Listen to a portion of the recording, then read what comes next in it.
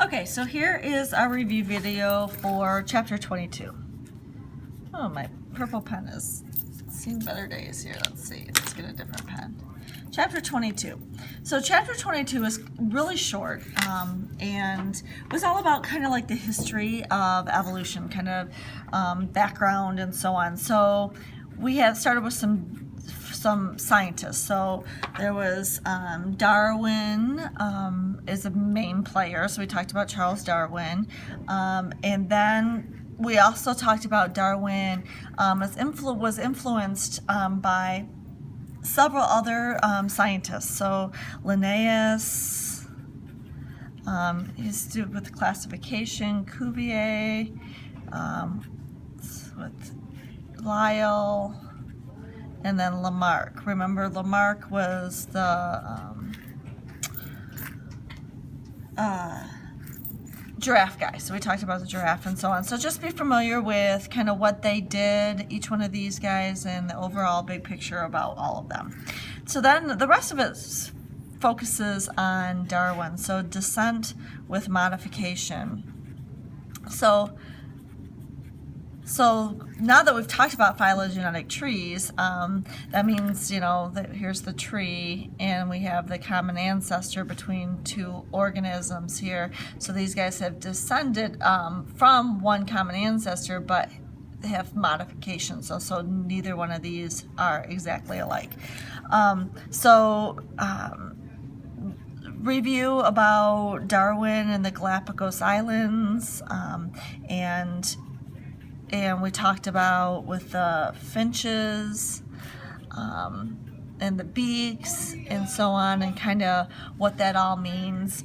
And then natural selection, and so the idea of organisms that are better suited for survival for that particular environment leads to changes in the frequency of traits in the populations, and how this relates to artificial selection. Remember, artificial selection happened before natural selection. So people have been doing this, artificially breeding. I'm going to put here led to natural selection, artificially breeding organisms for particular traits for a long period of time. And so Darwin was like, well, why can't that happen in nature? And instead of us picking the traits that are suitable to be passed on to the next generation, what about if nature does? And so going to review that. And then the next part of the chapter is all about the different evidences for evolution. So we talked about, and I gave some examples of each one of these. So the different evidences for evolution, first off is the fossil record.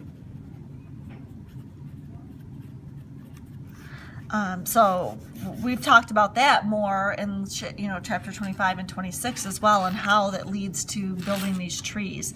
So the fossil record, remember there's vestigial structures. So structures that are left behind from ancestors. Homologous structures, looking at the wings of a bat, so on and so forth. With a different arm of humans, whale, fin, and so on. There was molecular evidence. What does that mean? Comparing molecules. So main ones are DNA and proteins that are used. We have biogeography. So looking at where organisms are and look at their traits and so on. And then we looked at embryonic structures and development. And so remember, none of these are standalone evidences for evolution or the development here, but they all kind of work together and getting evidence from all these different sources to get a big picture as far as what happened. And the last thing I want to talk about is convergent versus divergent evolution. Oops, divergent evolution. So let's talk about these. So we've talked about this. This is when, remember, organisms can have certain morphological features in common, but not necessarily be related. And so, convergent evolution is the organisms evolve similarly, but the reason why is because they're adapting to similar environments. And this is my shorthand for because.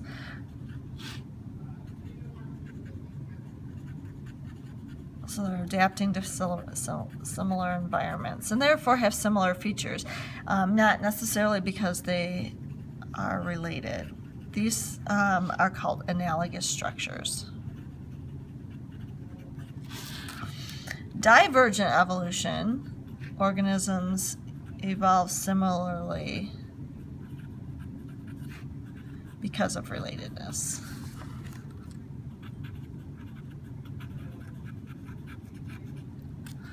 And these are homologous structures, all right? And so that's because they are common DNA and common genes and so on. So that's pretty much the gist of 22, all right? So let's review those things.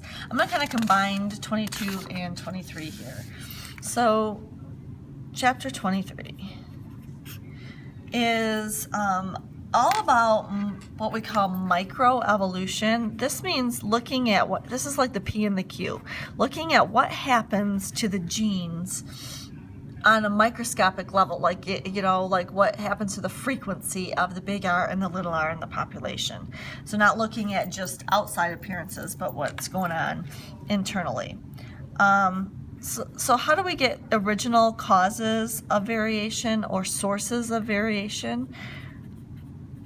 Remember, ultimately is mutations. And then the second is variation can come from sexual reproduction and things that happen that we talked about in meiosis, like crossing over, independent assortment, random fertilization.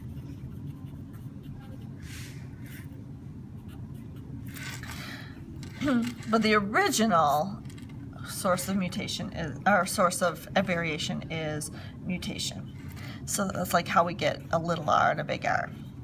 So then we have in this chapter what we call population genetics. And this encompasses the Hardy-Weinberg, I'm just going to put HW, Hardy-Weinberg theorem. So let's review that. So first of all, it's population genetics. So what is a population? A population is a group of organisms of the same species living together in a particular area at a given time. And so that population has a particular gene pool. And the gene pool, we need to know these words here, the gene pool is collectively all the genes of all the individuals in that population. So all, you know, the individuals, you know, if this is the population, the gene pool would have 2, 4, 6, 8 genes for this particular trait. And then we can figure out what frequency are big R's, what frequency are little r's. All right?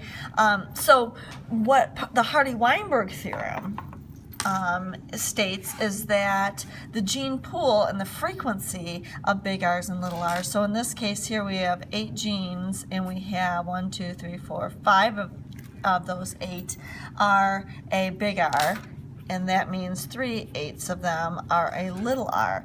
And so the Hardy-Weinberg theorem states that over time that the big R and the little r will stay the same. So from here to here still be 5/8 and 3/8.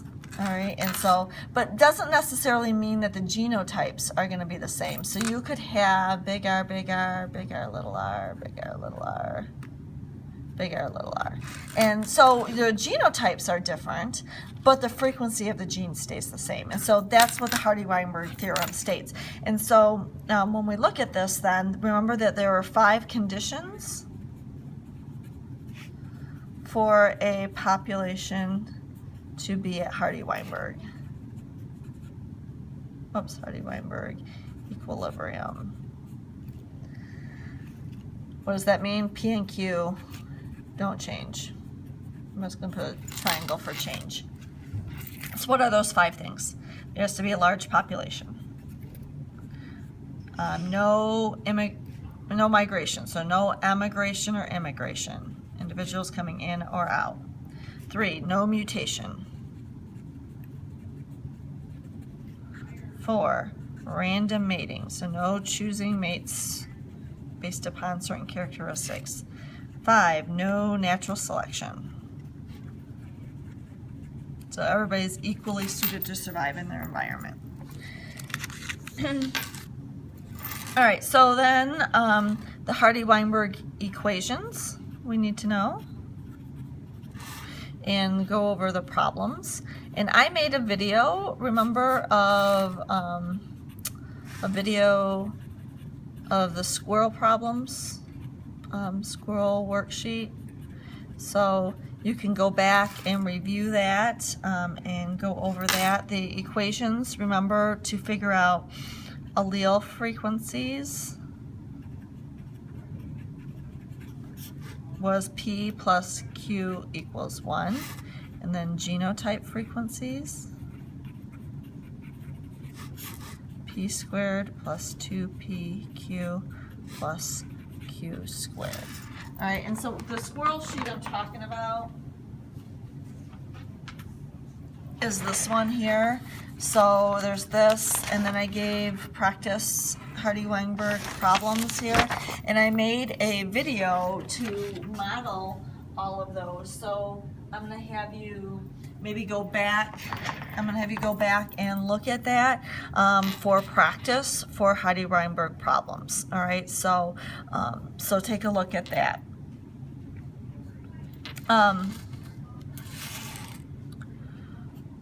Factors that alter. So alter P and Q. So so remember that Hardy-Weinberg equilibrium, really there's not a population that actually stays in Hardy-Weinberg equilibrium in real life, in the wild. That there are these things, some or all of these 5 things are usually happening, and that's going to alter the P and Q. So any of those things that are occurring will change, the P and Q will change. All right, and so so that's that. And we talked about natural selection and genetic drift, and so in chapter 22 I said to look at natural selection, know what natural selection is. Same thing here. So natural selection is one of those things that will alter the P and the Q. Another thing with this genetic drift, this we did in the 4th example on our Grebe lab activity. It's not really a lab, but a Grebe activity where we divided up into smaller groups in the population. So there's 2 kinds of genetic drift. There's the founder effect, where you have a small portion of a larger population leave the population. So here's your population. A small portion leaves and goes founds, let's say this founds an island. And oops, my light just went off. So actually that might be a little, you might be able to see a little bit better. Founds an island here, and these organisms may not be representative of the P and Q that was in the original population, and so the new population may have an altered P and Q as a result of that. Same ideas with the bottleneck effect, except it's not founding a new island. This is usually due to weather events and so on, where a random portion of the population is wiped out or dies, and the remaining organisms are not representative of the original population. All right, so so that can also kind of affect. So this is a factor that alters P and the Q, in addition to the opposite of these things happening that can alter P and Q. All right, and so that's that. So then when we look at something like natural selection altering the P and Q, natural selection affects the population in 3 ways. And so the first one was directional selection. So So remember, directional selection is when it moves in one direction or the other. So for instance, like if this is let's do the original population here. So this is with the graph here. Let's say we're talking about, this is the number of organisms, and this is small bodies versus large bodies. All right, so let's say the original population is in the middle here. So directional selection, if that's the original, directional selection moves in one direction or the other. So it goes to small to large, and so now we've got it like this. And so it has moved from in the middle to one direction. And so it could go the other way too. So it's going in one direction or the other. Versus stabilizing selection. Stabilizing selection. Oh, and looking at a graph here, when it has moved from here to here and has gone to small, then we can assume that there's some reason that the smaller body is advantageous and the larger body is being selected against. So you should be able to look at a graph like that and tell what's being selected for and what's being selected against.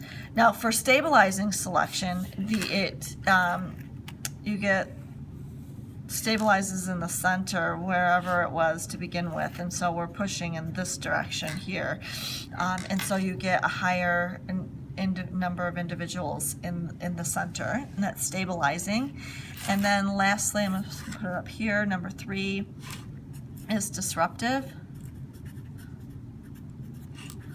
Oh, and going back to this, we could, who's being selected against? The extreme, small and large, and the middle is being selected for. So there's an advantage for that, for being that body size. And the last one was disruptive, and disruptive, looking from the original to this, is we get like this. So small and large, and so we have these guys being selected against, the small and the large being selected for. Okay? And so we have preservation of genetic variation.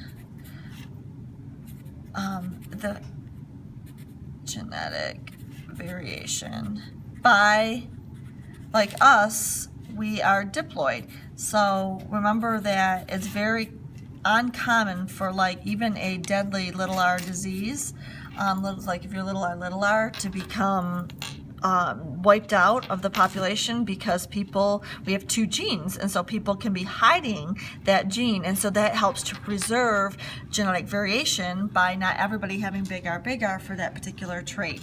And that can be an advantage. Remember the heterozygote advantage with the sickle cell trait. And so the fact that having this genetic diversity has proven to be an advantage where these guys here can survive. All right, and so and that also preserves then that little r, even though when you're little r, it's deadly. Having a big R, little r is an advantage, so that keeps that little r around. And we saw that in the Grebe activity when we made that an advantage, that little r gene went up in the population, the Q went up in the population. All right, and so that is chapter 23 in a nutshell.